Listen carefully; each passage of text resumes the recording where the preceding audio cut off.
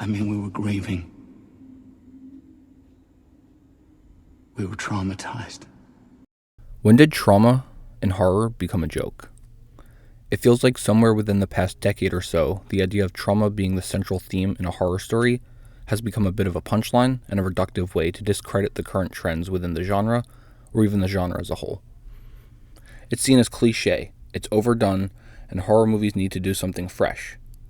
But it's not a gimmick or a trend, it's integral to what horror is. A way to confront, process, and survive pain. It was shortly after Hereditary and Midsommar came out in back-to-back years that I started hearing this repeated idea that it's just about trauma, it's just about grief, insert whatever. It became almost a bit of a meme and such an agreed upon idea that I almost fell for this ideology myself. I almost was ready to reduce these horror movies of late to be just about that. And that obviously wouldn't be fair, because if you give the long history of the genre an honest look, it's hard to find an example that isn't in some way about trauma or pain. Pain and trauma are what the genre is all about. This made me very upset. Very upset. Things like trauma and grief do seem to be front and center in these more art house horror films, the ones from the past decade, the most recent wave of horror that we've had before where we are now. I think that's why people were ready to reduce so much about what the genre really is. Just because those are front and center in movies like Midsommar, Hereditary, The Babadook, I would argue that they're just following the art house trend of where indie films have gone in general, and they're becoming that sort of stripped down idea.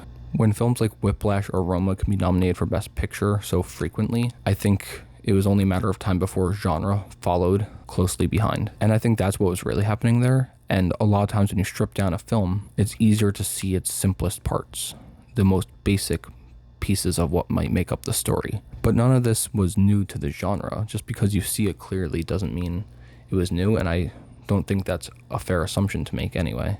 Horror has always been about the pains of living, because to live is pain, and to survive horror is more pain.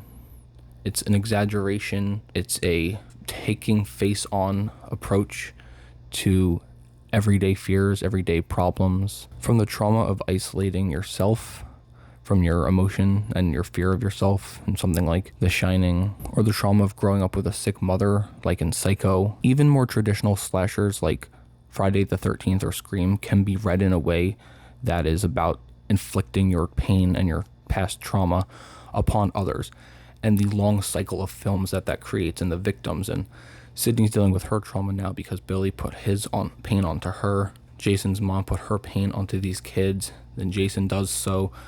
Tommy, so forth. And Jigsaw is all about the trauma that we're willing to endure in order to live.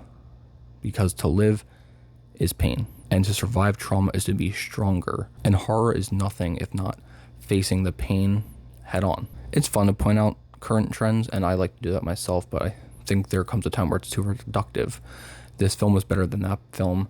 This movie's about pain. This one's about trauma. Every movie's about trauma. I think it misses the point greatly.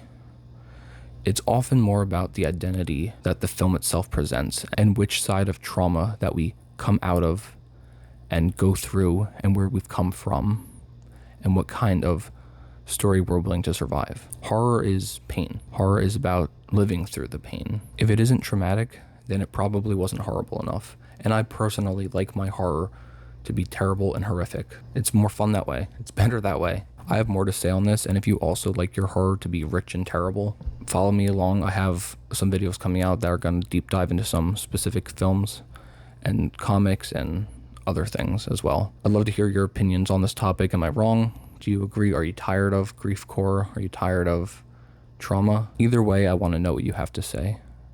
Thanks for listening.